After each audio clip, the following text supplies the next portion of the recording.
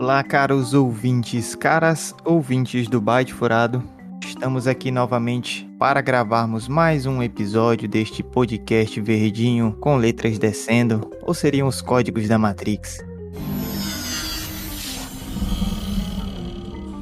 Hoje estamos presentes, eu, Ryzen, como deve ser, nosso querido Fink, legal, nosso querido Thomas. Olá pessoal, tudo bem? Olha só, olha lá, olha que bacana. E o nosso querido Tio Gamer. Uhul! Olha aí, esse pessoal bonito reunido aqui hoje para falarmos de Sweet Tooth. Então, antes de começarmos a falar desta série, gostaria de pedir a vocês que indiquem o Byte Furado para um amigo, para uma amiga. E se puderem, vão lá no PicPay e façam uma doação para nós. Pode ser uma doação aí de R$2, R$5 ou R$10. Isso vai ajudar com que a gente consiga continuar gravando, continuar produzindo material aqui para o Byte Furado, fazer gameplays para o nosso YouTube, fazer mais coisas interessantes. Então, se você gosta do Byte Furado, quer que o Byte Furado expanda, pense em estar colaborando, ou pelo menos faça a indicação para um amigo, uma amiga, para nós chegarmos a mais ouvidos. E agora? Muito bem, como é tradição, vamos dividir nosso episódio de hoje em duas partes, caro ouvinte e cara ouvinte. Lembrando aí que a primeira parte é sem spoiler.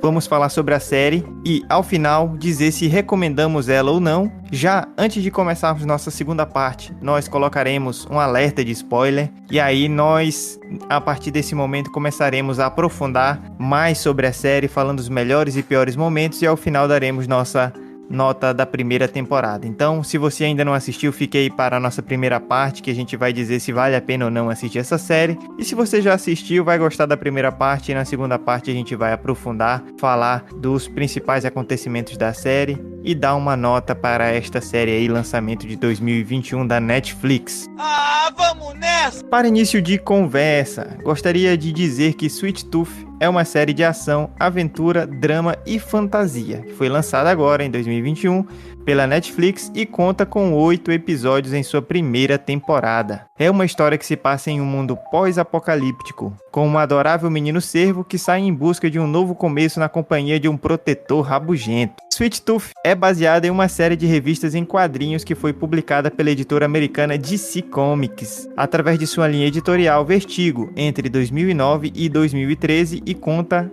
com 40 edições, criada e produzida pelo escritor e ilustrador Jeff Lemire. A série da Netflix foi criada por Jim Mickle para o serviço de streaming e estreou dia 4 de junho de 2021. Também conta com a produção executiva de Susan Downey e Robert Downey Jr. Por essa, o Pegasus não esperava.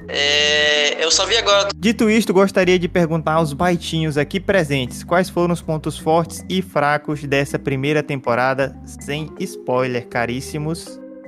Acho que acertaram, porque a gente vai assistindo aí com prazer, não é nenhum peso acompanhar essa série, a gente quer saber a jornada do garotinho. Eu acho que a série ela mistura bem o drama e as cenas felizes, a gente começa a acompanhar algumas cenas divertidas e bacanas, aí pouco tempo depois alguma coisa ameaça aquela situação, ameaça acabar com aquilo, até pela quantidade de crianças que tem na série. A gente fica todo o tempo pensando assim, o que a gente perde se ameaçar essas crianças, né? O que a gente perde e qual o risco dessas crianças serem ameaçadas, e todo o tempo a gente fica apreensivo.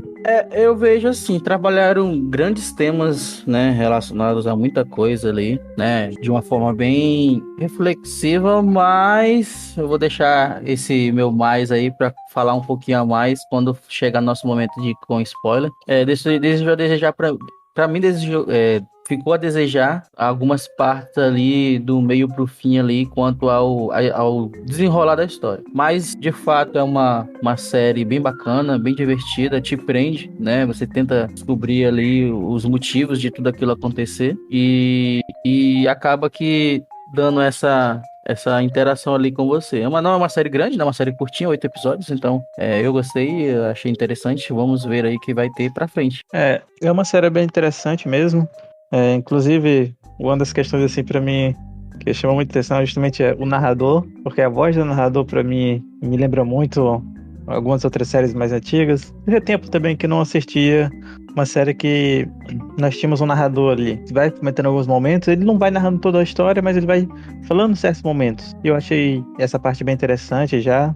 Deu um pouco de nostalgia do séries mais antigas. É um mundo muito bonito também, eu achei a fotografia ali da série muito bonita. It's fantastic. A gente vê várias paisagens, vê vários elementos, assim, ainda mais porque é uma série que se passa depois de uma pandemia, e nós estamos vendo um mundo de pandemia, então já nós trazemos um certo conexões. Empatia. Só que lá foi mais pesado, foi mais drástico. Com a morte das pessoas, obviamente, nós temos mais natureza. É algo que acho que aqui no Bate Frase já falamos bastante sobre como os humanos estão destruindo a natureza. E lá nós temos mais natureza, e eles vão mostrando esses elementos de natureza, essas paisagens que às vezes você para e fica olhando e vê a beleza delas. Coisas que eu acho que agora na pandemia talvez as pessoas até façam mais, né? De parar para olhar o que está ao redor e ver a beleza. Porque antigamente nós estávamos sempre correndo e indo para o trabalho, indo para a faculdade, indo para qualquer lugar e sempre fazendo alguma coisa, e nós não tínhamos esse tempo de parar. Eu acho que a série traz bastante isso, esses elementos de parar ali, olhar a paisagem, assim, que é uma paisagem bonita, descobrindo coisas novas. E como a gente acompanhou o Gus, que é justamente uma criança que está descobrindo ali o mundo, eu acho que é algo bem interessante, realmente, que a série vai mostrando, essas descobertas. Acho que é um ponto forte mesmo eles afirmarem que, mais ou menos assim, afirmam, né, que a natureza ela tem a solução para tudo e ela caminha sempre para o bem comum, e é o ser humano que impede, né, que bloqueia esse crescimento. Eu também gostei da série, acho que é uma série bacana mesmo, que veio em bom momento. Antes de assistir, fiquei com o pé atrás, né, sobre falar de uma série pós-apocalíptica, sobre uma série que tem algumas semelhanças com o que a gente está vivendo hoje. Isso poderia trazer alguma apreensão, né, ansiedade, mas é uma série que é leve, né, ela é bem tranquila mesmo. Então eu gostei bastante do roteiro, achei que o roteiro foi bem feito, prende a gente não com artimanhas, né, como foi no Legado de Júpiter, que a gente queria saber a história que ficava em paralelo com outra história e eles foram contando a conta-gotas. Não, aqui a gente quer saber a história, mas ela vai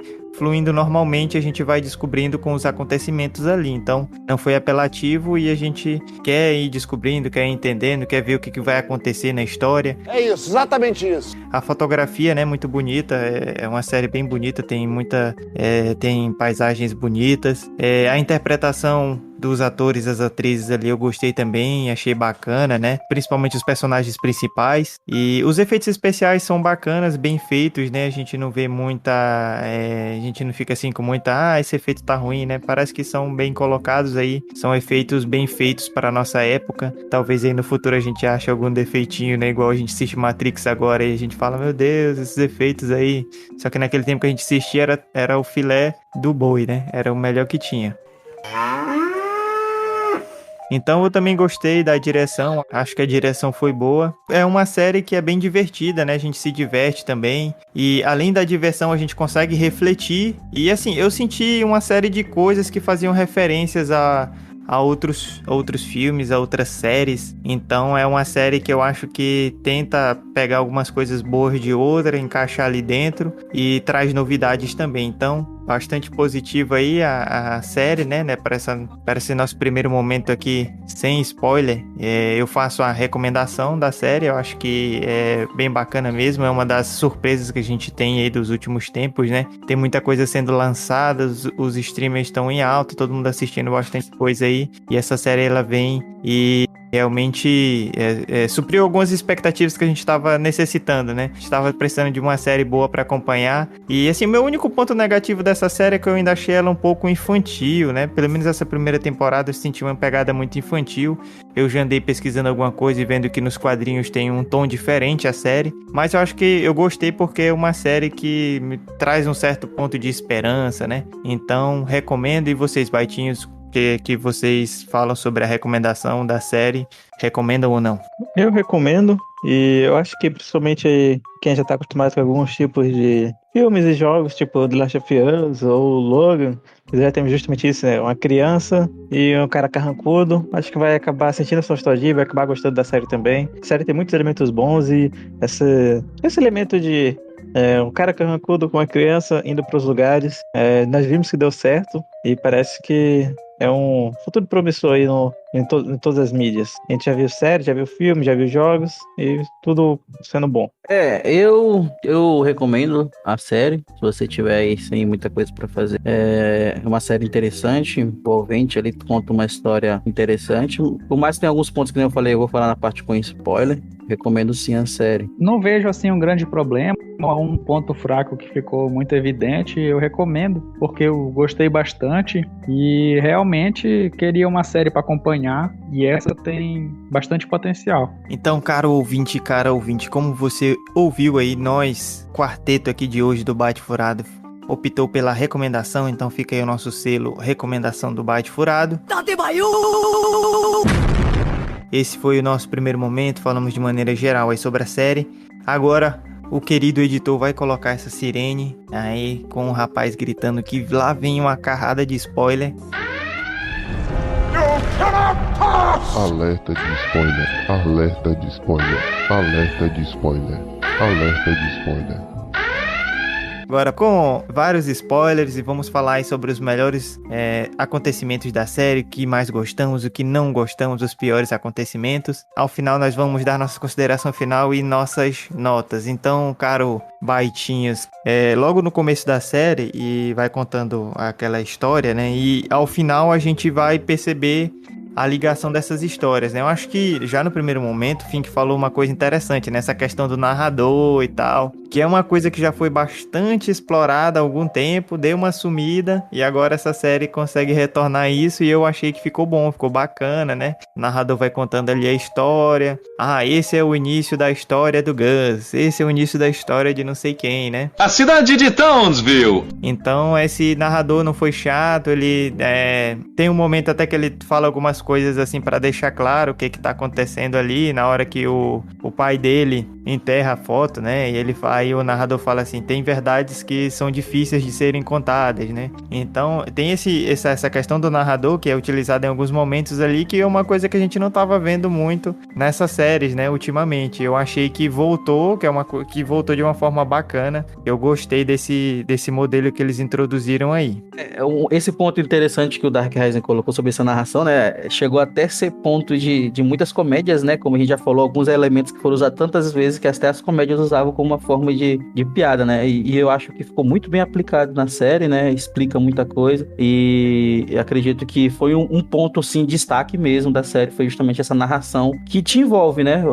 O narrador vai colocando algumas coisinhas ali que tu vai começando isso aqui então vai explicar algo que vai acontecer lá na frente, ou isso aqui tá explicando algo que aconteceu lá naquela outra parte. Eu achei bem interessante mesmo essa utilização do narrador. Acho que esse narrador é um personagem sem nome, de tão importante que ele é. Tanto que no segundo episódio a gente vê a motivação daquela mulher que é terapeuta e ela reúne as crianças no zoológico, né? Ele que diz que ela nunca encontrou uma motivação na vida, né? Que ela sempre andava cabisbaixa ali e de repente ela encontrou. São várias cenas sem nenhuma fala e ele que explica tudo. Acho que ali ele foi protagonista daqueles primeiros minutos ali. Além disso, nós também temos esse elemento, não só do narrador, que já citei um pouco, mas de ir contando a história de outras pessoas ali, então não ser um caráter único, né? A gente não vai só acompanhando a história do Gus, ele vai contando a história aos poucos de todos ali, de vários envolvidos. Ali já apresentando um pouco do Aditi assim, e aí a Amy é apresentada alguns episódios depois ali, e eles vão interligando essas histórias. Na verdade, eles vão deixando essas histórias meio soltas ali, cada um separado, e que ao longo da série a gente vai vendo as conexões, até que no final a gente vê todas as conexões. Então esse é outro ponto assim que eu achei bem interessante, e lembra um pouco até o The Witcher. Quem já escutou o nosso episódio que sabe que ele vai contando principalmente da história ali do Geralt, da Ciri e da Yennefer em momentos separados, e aí depois eles se encontram tudo no final. Então assistindo a série acabou me lembrando um pouco disso. E ele tem vários elementos ali que nem o Dark Rising falou aí, lembrou outras séries, outros filmes, outras coisas, e que eles vão implementando bem. E eu acho que eles realmente souberam fazer isso. Eles foram misturando várias coisas que são, às vezes, até meio clichê. Narrador é algo que você pode ser considerado meio clichê. Eu acho que antigamente era muito usado, hoje em dia já não é mais tão usado. Então, eles vão misturando esses elementos que são meio clichês ali, que são elementos meio antigos, mas eles conseguem fazer produzir algo novo, algo interessante. Então a gente vai acompanhando a história deles ali. E eu acho que logo no começo também, uma coisa que eu fiquei muito admirado foi a atuação justamente do Paba, que faz o Richard Fox, pai do Gus, ele chama de Paba. Assim, logo nesse começo ali eu achei a atuação dele muito boa, e foi no começo pra mim bem interessante, porque começou a me lembrar um pouco de Capitão Fantástico e outros filmes ali que justamente pessoas meio que indo pra lugares mais isolados e criando as crianças. E eu acho que esse momento ali me mostrou assim como se fosse um pai de verdade e como as dificuldades que ele teria que enfrentar no momento pós-apocalíptico. Acho que isso realmente emociona um pouco. A gente vê alguns momentos em que ele tá tentando explicar pro filho, só que ele tá fazendo explicações de maneira que seja mais leve de entender, não seja tão trágico, porque ele não quer acabar ali com a infância, não quer traumatizar a criança. Então ele vai contando a gente vai vendo esses momentos. Eu acho que são momentos bem interessantes e que vão falando muito de família, de infância e de inocência, e preservar essa inocência das crianças. E um ponto importante justamente disso, né, a gente pode alavancar quanto às últimas falas que ele coloca ali pro Gus, né, antes de ele acabar sendo cometido pela doença ali, né, ele fala que gostou do mundo que eles criaram, né, então quer dizer, ele já estava ali dando um indício de que ele realmente já iria descobrir como era o mundo de verdade, né, e por mais que ele tenha colocado aquelas regras ali, aqueles monte de limitações para ele, mas aquilo ali foi mais na verdade para protegê-lo, né, do mundo lá fora, como a gente viu ali logo quando ele já tenta sair ali e explorar um pouco a parte da floresta, os caçadores já vão atrás dele, né? Então a gente vê que existe ali já uma forma ruim, né? De que esses híbridos são utilizados, né? O pessoal caça eles para vender. O seu trabalho é viver uma vida plena, mas ainda existem pessoas más por aí, Gus. Então a primeira coisa que eu achei interessante dessa série é que quando eu comecei a assistir, e talvez aí um pouco dos problemas do legado de Júpiter, né? É que eu percebi nessa série que eles sabiam ali dentro contar a história, né? Então tava vendo uma história bem contada, bem feita. E pelo menos no início a gente ia vendo que tava tudo sendo bem construído, tava tudo encaixado, as coisas iam acontecendo assim, parecendo que de uma maneira natural. Então você tem um pai que vai, se esconde na floresta com seu filho que é híbrido, né? Depois a gente vai descobrindo as relações, que momento ele fugiu logo no começo, né? Depois a gente descobre que, na verdade, o Gus, ele é o primeiro híbrido, né, que existiu. Então, ainda tem outras coisas pra gente descobrir como é que esse vírus, ele surge, né? Aparentemente foram essas pesquisas lá na Antártida e aí eles acharam esse vírus e começaram a explorar ele ali. Então nos quadrinhos tem uma história um pouquinho aí diferente, mas eu acho que a gente vai descobrir isso mais pra frente. Então ainda ficou essa história pra gente entender melhor. Quando a gente tem essas uniões de coisas que já fizeram sucesso, né? Que é a questão do carrancudo aí, como fala o Fink, e a criança. Então isso já fez sucesso em filmes, séries e jogos, e agora meio que traz isso de novo ali, o Jeopardy, o Jep, junto com o Gus. Eles se estranham ali no começo, né? O Gus dando umas pedradas na cabeça.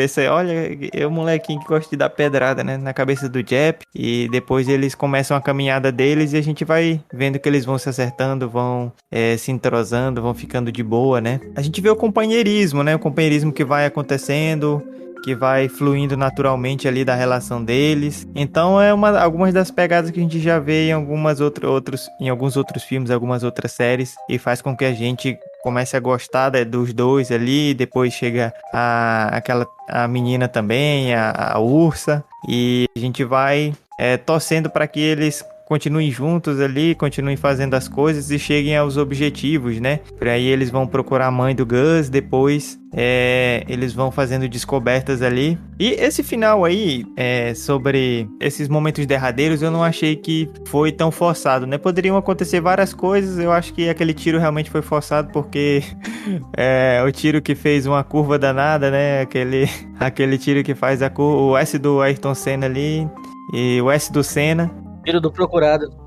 Foi daquele filme Procurado, que a bala faz uma curva danada. E esse aí foi meio forçado mesmo, essa curva que a bala fez, porque o pessoal vinha lá do outro lado, não tinha nada a ver com a direção que o tiro pegou. Mas a gente vê que a história foi sendo construída, foi sendo unida para que todas as histórias dali dentro tivessem uma ligação, né? E aí a gente vai entender melhor essas ligações na segunda temporada, mas tudo tá conectado, como diz Dark.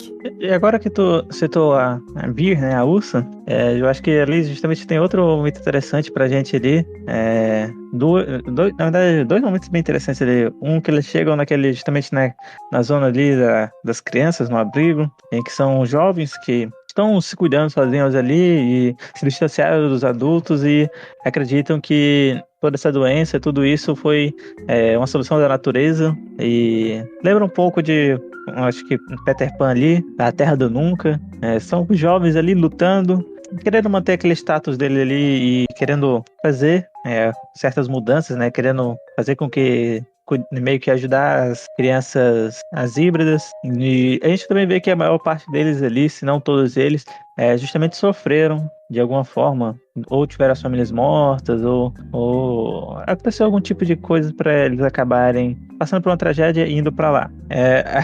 A gente vê lá também que é algo bem interessante, porque enquanto vários lugares estão sofrendo, lá tem energia, tem todo tipo de coisa, tem doce e... Eu ia falar isso.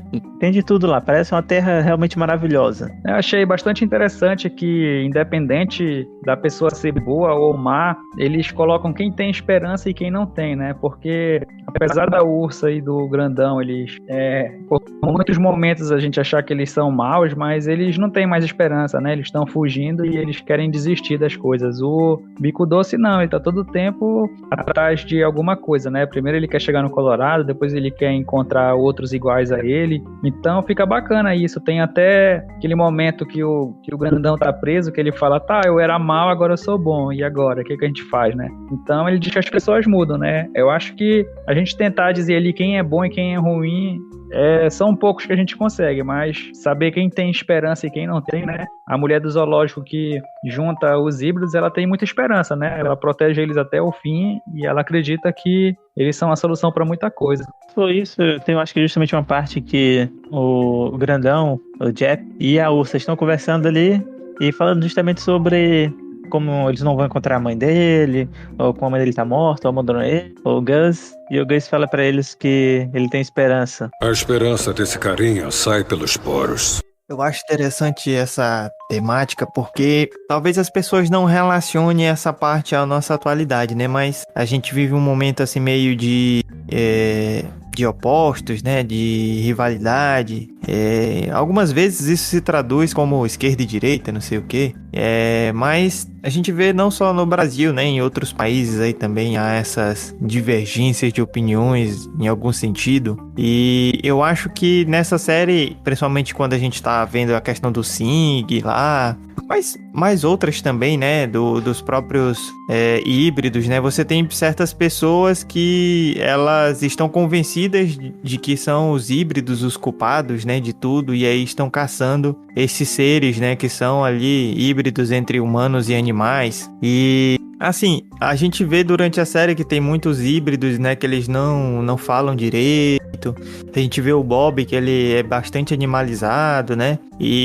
Mas principalmente porque a gente acompanha o Gus, né? A gente fica naquela... A gente fica pensando, pô, a gente não pode maltratar nenhum animal. Imagine um ser humano com algumas coisas de animal, né? Então, isso faz a gente lembrar que a gente vem da natureza também, de que nós somos animais também, né? Os seres humanos também fazem parte dessa Pachamama, dessa natureza. E a gente, às vezes, pode tirar uma reflexão de que as pessoas, elas ficam tão inculcadas, tão certas das certezas delas, que elas acabam tomando atitudes que são ruins, né? Porque eles acabam demonizando ali, de certo modo, os híbridos, sem saberem, né, se são eles ou não os culpados, né? Entre aspas, né? Porque mesmo que, digamos, né, a doença tivesse vinda com os híbridos, né? Mas e aí? O que esses novos seres aí, esses humanos com animais, qual é a culpa deles de terem nascido assim, né? Porque eles não têm culpa nenhuma, cara. Não tem nada a ver, né? E mostra ali a face ruim dos seres humanos, de pegar os híbridos e matarem, fazerem experiências, né? Então a gente vê esse lado ruim, mas também a gente vê o lado da esperança, e talvez isso sirva pra gente refletir na nossa atualidade, né? A gente refletir antes de ficar culpando um lado ou outro, mas refletir sobre a importância da vida, e não só a vida humana, a vida dos animais, a vida em geral, e a importância da natureza, né? A importância de nós, seres humanos, que somos seres que fazem parte da natureza. Eu vejo muito essa parte da questão da fala ali do Gus relacionada com a forma que ele foi criado, né? A gente vê também a outra menininha, que eu me esqueci o nome dela, que ela também fala, né? E ela... que é a da doutora, a filha da doutora, né? Que ela chama de filha, que ela adotou ela. Que ela também fala, né? Ela consegue até fazer algumas coisas também. Ela tem mais, como eu posso dizer, ela conhece uma realidade diferente, né? Ela já tem uma maturidade bem maior quanto em relação ao mundo que ela vive em comparação ao Gus. E ambos ali, eles tiveram esse cuidado, né? De estarem ali desde pequenos sendo cuidados e tendo esse contato, né, com a questão do cuidado com nós humanos, né, de falar, de conversar e tudo mais. Então ela acaba adquirindo essa habilidade. Então eu acho isso também um ponto interessante, porque como eles viam os híbridos como animais em si, né, como eles colocam ali na série, então eles se afugentavam, saíam de perto de todo mundo, quando eles viam alguém corriam, e isso me lembra muito a história daqueles jovens, né, que foram encontrados, as crianças que foram encontradas na floresta, né, que foram jogados na floresta, e os lobos adotaram, né, e acabaram tendo aquelas características, né. Então isso mostra que essa parte, né, que o desenvolvimento humano, ele tá muito ligado ao que ele tem de experiência em si. Acho que justamente nesse elemento aí tem duas coisas importantes a gente notar ali, que é justamente todo esse preconceito que tem ali, e eu acho que esse preconceito se traduz em muitas outras coisas na nossa sociedade, e como as crianças realmente são muito dependentes do meio que elas são criadas. Então, tanto o Gus quanto a filha da Amy, por terem uma criação melhor e por terem sido ensinados, eles sabiam ler, sabiam falar, sabiam muitas coisas. E as outras crianças que foram criadas pela natureza, muitas vezes não conseguiam falar, não conseguiam muitas coisas. Mas eu acho que além disso, né, tem outro ponto ali que fala justamente sobre... nós temos os híbridos em muitos híbridos diferentes. E são com porcentagens, a gente pode dizer assim, diferentes. Então nós temos o Gus, que basicamente... O Gus e a filha da Amy, que basicamente tem muito poucas partes híbridas ou partes animais. O Gus basicamente tem a orelha e o chifre e olhos que brilham. Brilha bem estranhamente, né? E a filha da Amy, que tem o nariz e as orelhinhas. E em compensação a gente tem o Bob lá, que o Ryzen acabou de citar aí, que era basicamente totalmente animal, é muito pouco humano. Então também existia essa certa dificuldade ali. Então esse também é outro ponto da série que eu acho que tem que ser explicada melhor depois, e eu acho que talvez vai ser explorada melhor. Essas habilidades que eles conseguem, quanto dessas, vou dizer, quão diferente eles conseguem se tornar ali, como eles podem se tornar, porque alguns são mais animais do que outros. E tem um ponto muito importante que eu acho que foi destacado em vários momentos da série, que é justamente do Gus. Ele parece ter algumas habilidades bem interessantes ali, algumas vezes ele escuta os cervos e de uma maneira bem diferente. Tem aquele momento que eles estão lá naquela casa da floresta lá, no abrigo daquela família, e o cara tá tentando atirar nele, e aparece um cervo bem grande lá atrás dele. Parece que ele meio que chamou o cervo. Ele também meio que comanda o tigre. Caracas. Então tem vários momentos ali que parece que ele tem um certo controle sobre os animais. E eu acho que esse é o ponto que a gente tem que explorar. É verdade. Eu acho que é um ponto que vai explorar próximos episódios. Caso, né, já foi confirmada a segunda temporada, vai explorar justamente isso, né, que ele tem esse, vamos dizer, poder, né, de comunicação com os animais ali, existe uma conexão com ele, com a natureza. E outro ponto que eu ia falar naquele momento que a gente tá falando da ursa, e acabou passando batido, é justamente o vilão da série, e o general Steven Abbott. Abbott, se eu não me engano, é um sobrenome do Harry Potter. É Toba, ao contrário. Quer ver, mano? Esse tio game é foda. O miserável é um gênio. Miserável. Pra mim, ele acabou lembrando muito o Dr. Eggman do Sonic. Ainda mais com aqueles óculos que tem aquela lente vermelha que sobe e desce. Carequinha com barba. Na primeira vez que ele apareceu, eu falei, nossa, é o vilão do Sonic. E é um vilão, eu acho que esse é o momento assim, que é realmente de trazer quase o personagem da outra série. E acho que foi um vilão bem interessante e eu acho que tem que ser mais explorado. Eu achei ele fraco. De certa forma, eu ia falar justamente isso agora. Tem alguns momentos que eles fazem umas palhaçadas que parece que eles estão... meio que lembra justamente, acho que vilões de Sonic, de alguns desenhos assim. Fazer algumas coisas meio idiotas, tipo subir na cerca e ficar conversando com a mulher enquanto ela tem uma arma e pode tirar em você. Mas ali justamente nesse momento é justamente o momento que eles introduzem ali algo bem interessante que o narrador vai falando. Ele vai falando que existem líderes naturais, que ele fala justamente da Ursa, que foi junto às crianças e buscou a salvação, começou a se ajudar e ajudar os outros, e se tornou uma líder ali por direito e fez muitas coisas. E existem os líderes antigos que basicamente são os militares, que são muitas vezes fazem muita merda. Acho que é uma série que deixou muita coisa pra gente fazer teoria e pra gente ficar curioso, porque não ficou confirmado, mas aparentemente os híbridos eles estão imunes ao vírus, tanto que eles estão ali tentando buscar uma cura através dos híbridos. A gente não sabe se a esposa do doutor vai sobreviver, né, que ela tá infectada. A gente não sabe por que o mindinho treme, né, que é o primeiro sintoma. Como é que o vírus faz o mindinho tremer, né? Não sei se vão explicar também. A gente não viu ninguém morrendo, né, desse vírus. A gente não sabe se é uma insuficiência respiratória e a pessoa, enfim, morre por conta disso. Então, muitas coisas ali ainda para serem explicadas, né? E a gente fica teorizando. Quando os pais da Ursa morrem, aparece, né? Eles na cama deitados, né? Mas não apareceu como é que foi a morte. Um ponto interessante também, que quanto a essa questão do vilão, né? Vale salientar, ele não tá muito preocupado com a salvação da humanidade. Ele tá mais preocupado de ter o poder sobre aqueles que ele quer curar, né? Então mostra ali aquela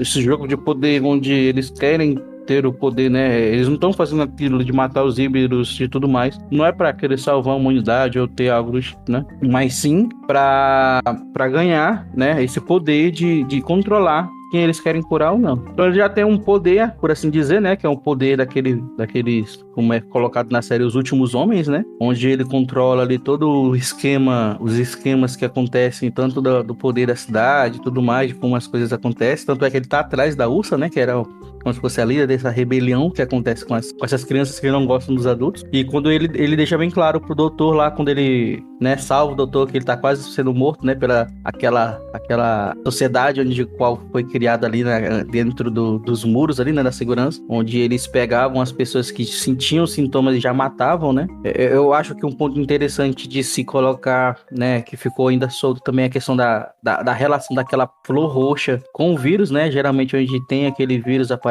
aquela flor roxa e tudo mais. Tem que ver o que tem a ver, o que tem de relação quanto a isso. E deixou muitas coisas legais aí que, se eles trabalharem bem, pode ser que a série tenha mais vida, né? Mais vida útil aí de próximas temporadas. Eu vou elencar aqui como a pior parte, que eu menos gostei, aquele tiro no final que o Jep leva, né? Achei que fez curva demais essa bala. E vou elencar como um dos melhores momentos que eu gostei. É o momento que ele luta lá na casa na floresta daquela família, que ele detona todo mundo, né? Mata todo mundo! Isso é barra pesada mesmo. Gostei dessa cena aí. Eu acho que a série tem várias coisas, né? E a gente também tem que pensar que o Gus é bem novo nessa série, né? Então tem muito ainda pra crescer, talvez ficar mais linha dura, mais barra pesada. Não sei se essa série pode mudar um pouco do padrão. Achei muito infantil ainda nessa primeira temporada. Em alguns momentos que tem, inclusive,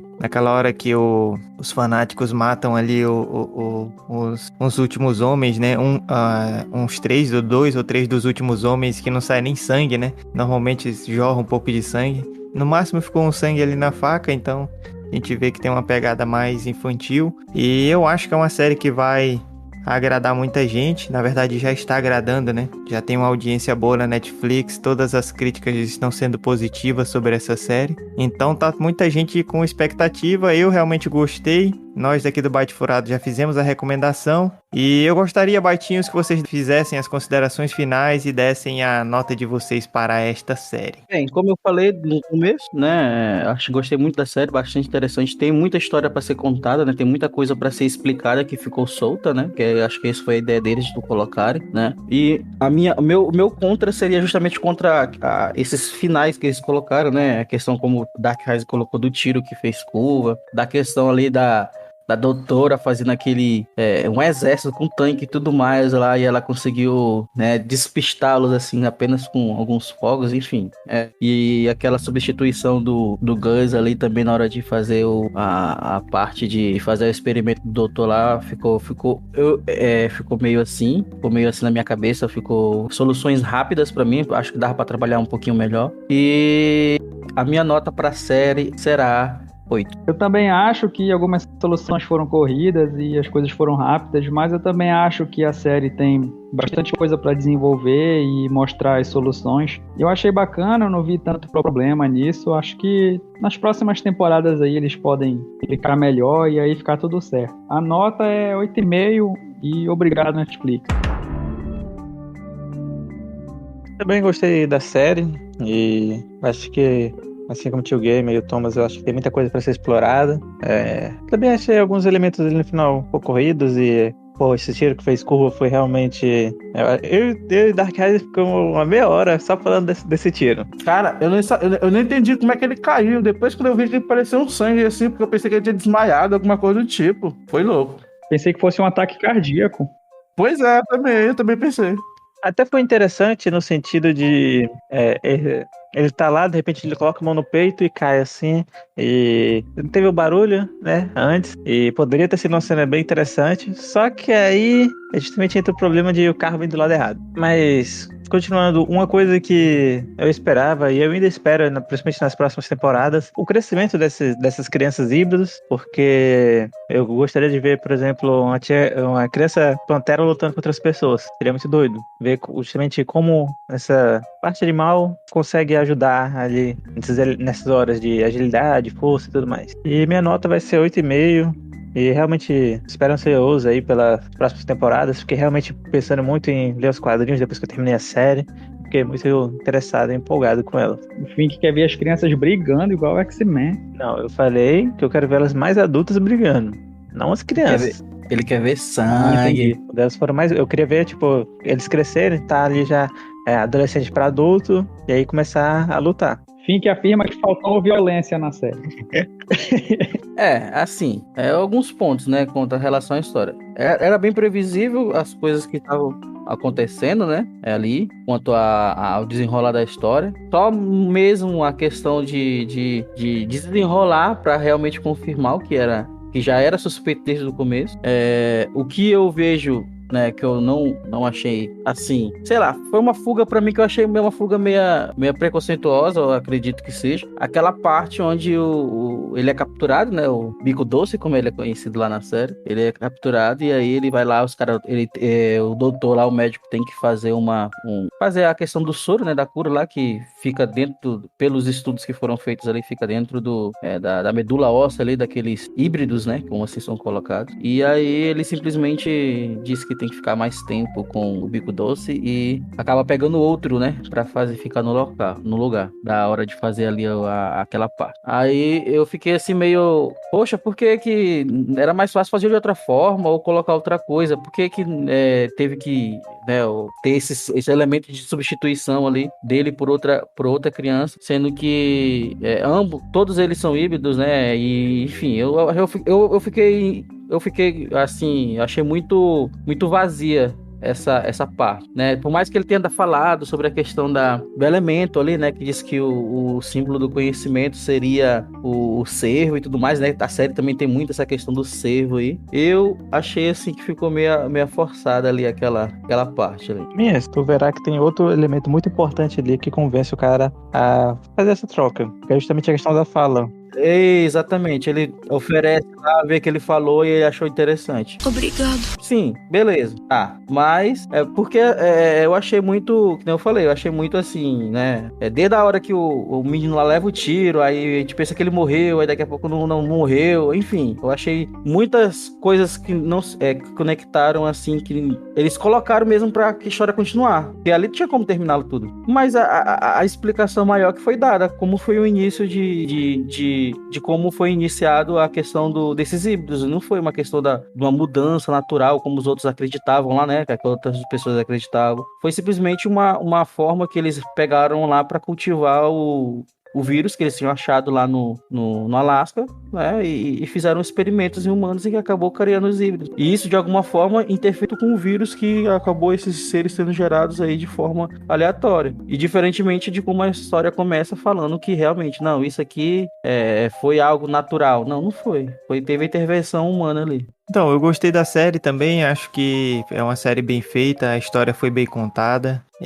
Olhando em perspectiva, assim, dá pra ver que tem algumas falhinhas, algumas coisas que poderiam ter sido melhor elaboradas, né? Essa questão do tiro, algumas outras questões aí que o Thomas colocou. Eu discordo sobre a questão da escolha do Gus no final, porque durante a série a gente vê que várias vezes o pessoal fica bem surpreso quando vê ele falando, né? São poucos os que falam e ele é um dos primeiros, né? Ele é mais velho também, todo mundo quando vê ele fala, você é mais velho, ele é mais velho, não sei o que, e ele fala. Então ali na hora que o doutor viu ele era mais velho, e depois ele falou ainda, então ele ficou surpreso, né? E quando você pensa assim, primeira vez que ele tá fazendo experiência direta com o híbrido ali, né? Ele só tinha visto a partir do caderno e a outra médica que tinha feito experiências. E eu fiquei logo pensando, né? Se você pega o número 1, né, o primeiro, já faz a experiência com ele e o início das experiências, talvez isso seja problemático mesmo. Então você guardar aquela sua espécie que está mais desenvolvida, que tem mais utilidade para experiência, para outro tipo de experiência seria interessante mesmo, né? Agora eu não sei qual é a forma que ele vai fazer ali, se ele vai precisar matar ou não, ou se ele só vai tirar ali o líquido da medula óssea e não precisa matar, né? Então, mas eu não achei que essa forma de ter retirado o Gus ali da experiência que parecia que ia ser mortal, né? Pelas ferramentas que estavam sendo utilizadas ali, eu não achei ruim, eu não achei que foi forçação, não. Enquanto outros momentos, sim, a gente tem certas forçações de barra. Eu vou ficar com a nota 8. É a mesma nota do Thomas. E na média aqui eu vejo que a nota fica 8,25. Então é uma excelente nota, né? A primeira temporada. Eu já pesquisei algumas coisas, vi que essa série ela muda. Ela mantém a essência dos quadrinhos, mas ela muda muitas coisas da história. E o que eu vejo é que foram mudanças positivas. A gente acabou tendo uma série bacana que a gente acaba se apaixonando pela série. Tem o Bob, que é fofinho ali. O Gus tem a parte que ele é fofinho, mas também tem a parte que ele tem umas sacadas inteligentes, né? Então a gente tem várias dinâmicas ali que podem nos levar a uma segunda temporada ainda melhor. Então vamos esperar aí ver o que vai acontecer nas próximas temporadas. Mas eu gostei já bastante dessa primeira. E a nossa média aqui do Bate Furado ficou 8,25. Uma adenda dessa fala do Dark aí é justamente isso, né? Porque assim, a gente vê o Gus ali, ele não tem conhecimento de nada, né? Então a gente vai vendo as relações dele, né? Às vezes aquela inocência que ele tem em um momento dá essa sensação de que ele fez algo inteligente ou que ele, né? Aqueles momentos de raiva, as pessoas não julgam ele, né? Porque ele tá ainda desenvolvendo isso, ele nunca teve esses momentos, né, na vida dele, né? Então é interessante também que eles apoiam ele, né? Quando ele tá naquele momento de raiva. Não brigam com ele, falam, não, vai, deixa ele lá, só corre atrás dele pra ele não se perder. Enfim, achei bem interessante. Então, caros ouvintes, caras ouvintes, este foi o nosso episódio sobre Sweet Tooth. Essa série aí que já tá conquistando aí o coração dos fãs e das fãs. Espero que vocês tenham gostado aí do nosso episódio. Se não gostarem, podem ir lá nas redes sociais reclamar. Pode reclamar que não tem problema não. E nós vamos tentar melhorar para as próximas, se for o caso. Mas se gostaram aí, se a gente tiver muito bom já, só pode ir piorando, né? É verdade? É verdade. Brincadeiras à parte, esperamos realmente de coração que tenha sido um episódio a contento. Espero também que estejam todos e todas com saúde, assim como seus familiares. Tchau, tchau, Wakanda Forever. Como deve ser. Valeu, falou. E a sorte é sempre a seu favor. Bye, bye. E não a favor da bala.